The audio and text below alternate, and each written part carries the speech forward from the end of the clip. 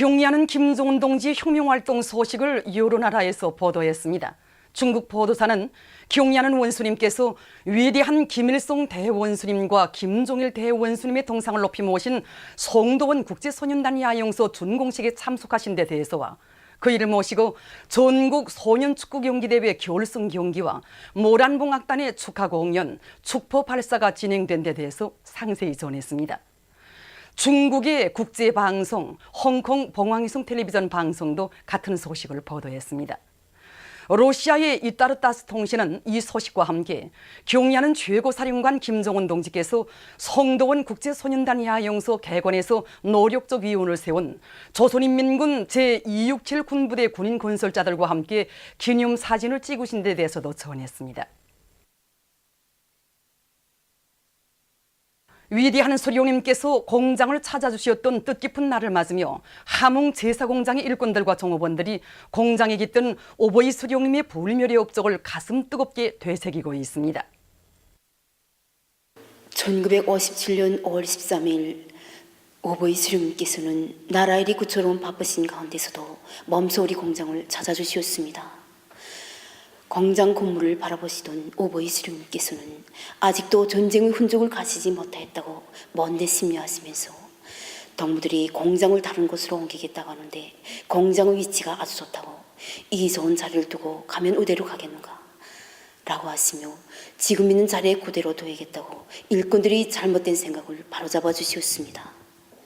오보이 수령님께서는 우리 공장에서 생산된 실이 다른 나라에서 생산된 실보다 질이 더 좋다는 보고를 받으시고는 매우 만족해 하시면서 자만하지 말고 질 좋은 가는실을 더 많이 뽑아 그 질을 국제적 수준으로 높여야 한다고 뜨겁게 말씀하셨습니다.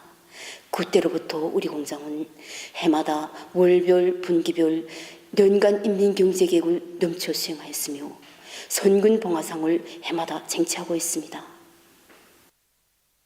무궁토록 번영할 김정은 강성조선의 내일을 앞당기자 김영남 동지를 비롯한 당과 국가의 책임 일꾼들과 당, 내각, 근로단체, 성중앙기관 일꾼들이 13일 새로 건설된 김정숙 평양방직공장 노동자 합숙을 참관했습니다. 공장에 도착한 참관자들은 먼저 위대한 김일성 동지와 김정일 동지의 영상을 모신 모자이크 벽화에 꽃다발들을 진정하고 삼가 인사를 드렸습니다. 그들은 공장 노동계급에게 보다 훌륭한 생활 조건을 마련해 주시기 위해 언제나 마음 쓰신 위대한 대원수님들의 숭고한 사랑을 그대로 이어가시는 경의하는 김정은 원수님의 손길 아래 노동자 합숙이 현대적 미감과 시대적 요구에 맞게 훌륭히 일떠선 데 대한 해설을 들으면서 합숙의 여러 곳을 돌아보았습니다. 참관자들은 주체적 건축미학 사상의 요구대로 선편리성, 선미학성이 보장된 멋쟁이 건축물, 평범한 근로자들의 사랑의 궁전으로 전변된 합숙을 돌아보면서 깊은 감동을 표시했습니다. 전체 참관자들은 경의하는 김정은 동지의 용도 따라 인민생활 향상과 경제강국 건설에서 혁명의 지휘 성원, 인민의 충복으로서의 책임과 본분을 다해 나감으로써 백두산 절세 위인들의 숭고한 요몽과 이상을 현실로 꽃피워갈 의지로 가슴 불태웠습니다. 남포시 강서구역 청산협동농장에서 12일 모내기가 시작되었습니다. 중앙과 지방의 일꾼들이 농장원들과 함께 모내기를 했습니다.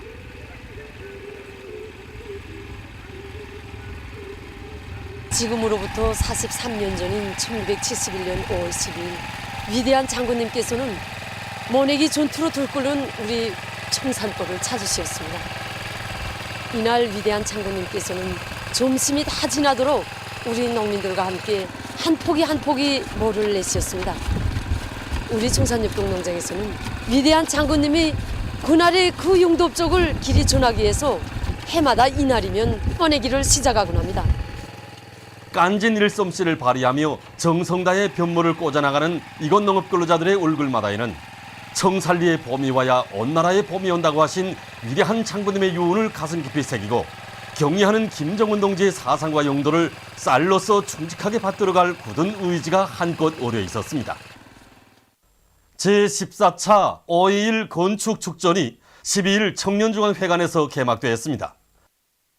관계부문 일꾼들, 설계, 시공, 건재, 감독, 미술 창작단위, 과학연구, 교육기관의 일꾼들, 건축가, 기술자, 교원, 연구사, 창작가들이 참가한 개막식에서는 개막사가 있었습니다.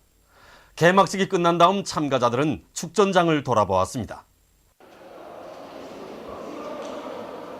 이번 축전에는 전국의 건축가들과 건설기술자들 그리고 과학연구기관과 교육부문 60여 개 단위에서 900여 명의 전문가들이 이제 참가했습니다. 이번 축전에는 건축 설계 형성안 300여 건과 과학 논문 300여 건 그리고 다매체 편집물 30여 건이 이제 출품됐습니다. 특히 이제 건축 설계 형성안에서는 실내 축구 경기장과 관광지에 건설할 살림집들 그리고 울타리와 가구 설계 형성을 비롯해서 10개 부문으로 나눠 이제 전시했습니다. 이번에 전시된 설계 형성안들과 다매체 편집물들은 국가 심의와 군중 심사를 거쳐서 이제 평가하게 됩니다. 축전은 계속 진행됩니다. 제10차 전국 기계설계 축전이 12일 중앙경공업제품견본관에서 폐막되었습니다. 관계부문 일꾼들과 설계가, 교원, 연구사, 기술자, 3대 혁명 서적원들이 폐막식에 참가했습니다. 폐막식에서는 심사 결과가 발표된 다음 우수한 평가를 받은 단회들과 참가자들에게 우승기와 우승컵, 메달과 증서가 수여되고 해당한 시상이 있었습니다. 이어 폐막사가 있었습니다. 제17차 평양 범철 국제상품 전람회 개막식이 12일 3대 혁명 전시관에서 진행되었습니다.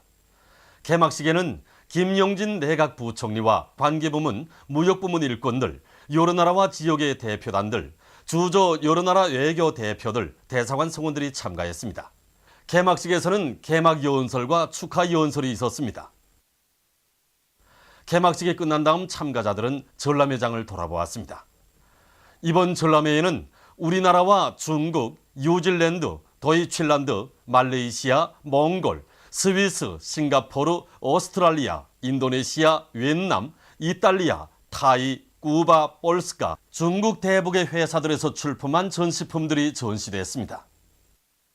오는 15일까지 진행되는 평양 범철 국제상품 전람회에는 우리나라의 100여 개 무역회사들과 외국의 200여 개 무역회사들이 출품하였습니다. 이번 전람회에는 전기, 전자, 기계, 금속, 건재, 식료, 인력, 경공업 등 여러 분야의 현대적인 과학 기술이 도입된 상품들이 많이 출품했습니다.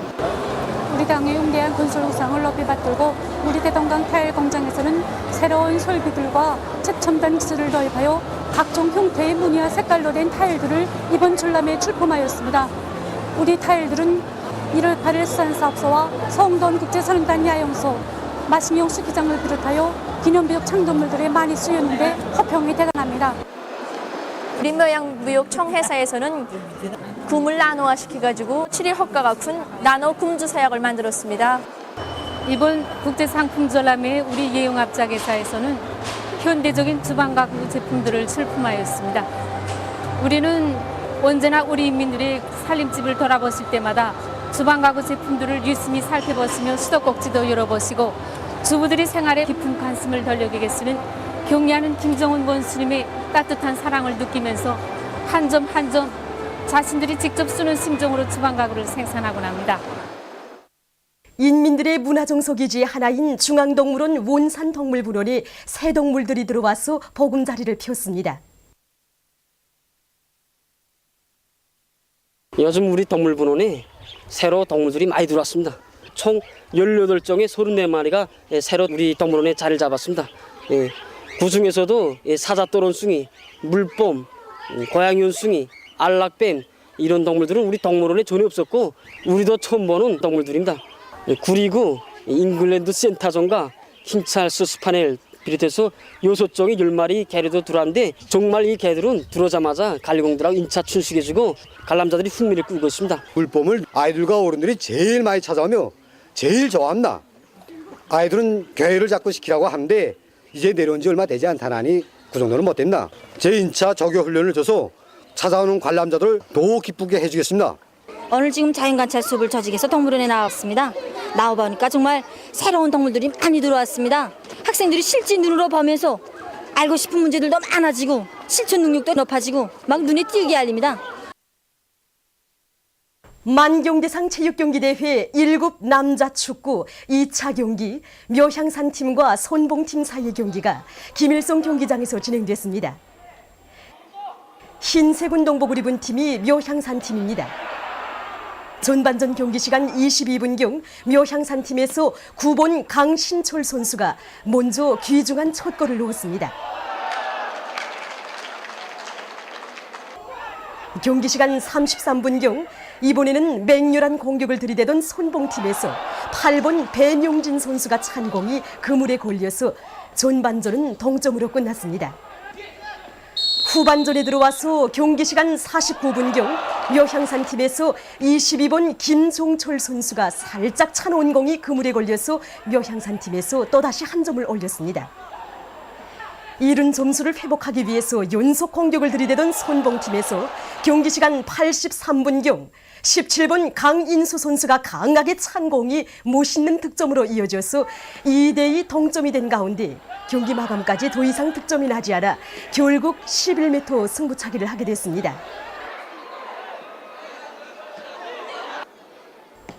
11m 승부차기 결과 묘향산팀이 손봉팀을 7대6으로 이겼습니다. 보도를 마칩니다.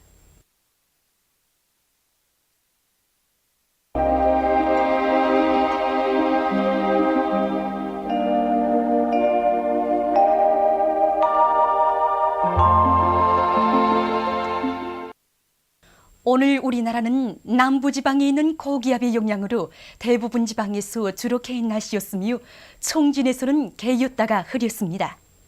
해주에서는 오전에 안개가 꼈습니다. 그리고 초당 고성 18m, 문촌 15m, 호촌, 고산, 통촌 12m, 안변 11m, 홍원 10m를 비롯해서 강원도와 함경남도의 일부 지역에서 덥고 건조한 바람이 세게 불었습니다.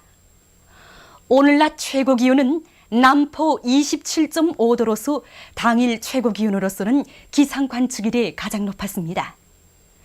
위성화상에서 보시는 바와 같이 대부분 지방에 구름이 약하게 꼈습니다. 오늘 평양의 제일 높은 기온은 26도로서 평년보다 4도 높았습니다. 내일은 5월 14일 수요일, 음력으로 4월 열흘입니다. 내일 우리나라는 북부지방을 지나가는 약한 저기압골의 영향을 받겠습니다. 지방별 날씨를 알려드리겠습니다. 평양시 남서풍이 3m 내지 6m로 불고 개였다가 흐리겠습니다. 내일 아침 제일 낮은 기온은 13도, 내일 낮 제일 높은 기온은 24도 정도로 예견됩니다. 백두산미령 남서풍이 3m 내지 6m로 불고 개였다가 흐려서 밤에 약간의 비가 내리겠습니다. 해산시 남서풍이 3m 내지 6m로 불고 개였다가 흐려서 밤에 약간의 비가 내리겠습니다. 강계시 남서풍이 3m 내지 6m로 불고 개였다가 흐려서 밤에 약간의 비가 내리겠습니다. 청진시 남서풍이 3m 내지 6m로 불고 개였다가 흐리겠습니다. 함흥시 남서풍이 3m 내지 6m로 불고 개였다가 흐리겠습니다. 원산시 남서풍이 3m 내지 6m로 불고 개였다가 흐리겠습니다. 신의주시 남서풍이 3m 내지 6m로 불고 개였다가 흐리겠습니다. 평성시 남서풍이 3m 내지 6m로 불고 개였다가 흐리겠습니다. 사리본시 남서풍이 3m 내지 6m로 불고 개였다가 흐리겠습니다. 해주시 남서풍이 3m 내지 6m로 불고 개였다가 흐리겠습니다. 개성시 남서풍이 3m 내지 6m로 불고 개였다가 흐리겠습니다. 내일 기온이 제일 낮은 지방은 백두산 지구로서 영하 3도 정도겠으며 기온이 제일 높은 지방은 함흥지방으로서 29도 정도로 예견됩니다. 바다 날씨입니다. 조선 동해 북부 해상에서는 남서풍이 5m 내지 8m로 불고 물결은 1m 내지 1.5m로 일겠으며 주로 개이겠습니다. 조선 동해 중부 해상에서는 남서풍이 8m 내지 12m로 비교적 강하게 불다가 7m 내지 10m로 불고 물결은 2m로 일다가 1.5m로 일겠으며 주로 개이겠습니다. 조선 소해 해상에서는 소풍이 5m 내지 8m로 불고 물결은 1m 내지 1.5m로 일겠으며 북부 해상은 개였다가 흐리고 중부 해상은 안개가 꼈다가 개이겠습니다. 그러므로 조선 동해 중부 해상에서 작은 배들은 주의하기 바랍니다. 날씨를 알려드렸습니다.